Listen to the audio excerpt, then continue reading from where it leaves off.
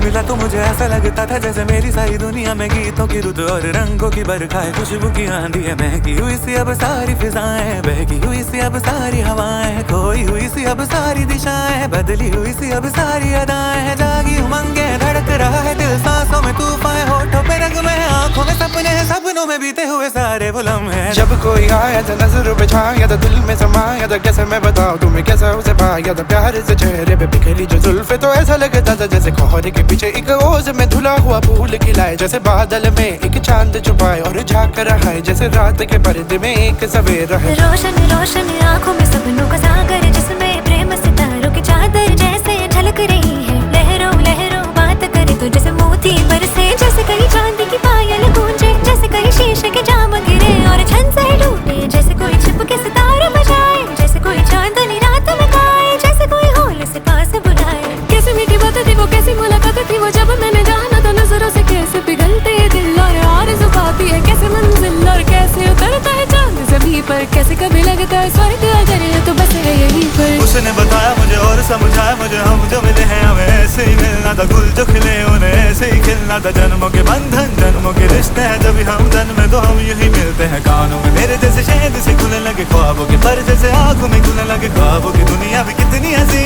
और कैसी रंगी थी, ख्वाबों की दुनिया जो कहने की थी पर कहीं भी नहीं थी। ख्वाब जो टूटे मेरे, आँख जो खुली मेरी, होश जो आया मुझे, मैंने देखा मैंने जाना वो जो कभी आया था, नजरों पे छाया था, दिल में समाया था, जा भी चुका है और दिल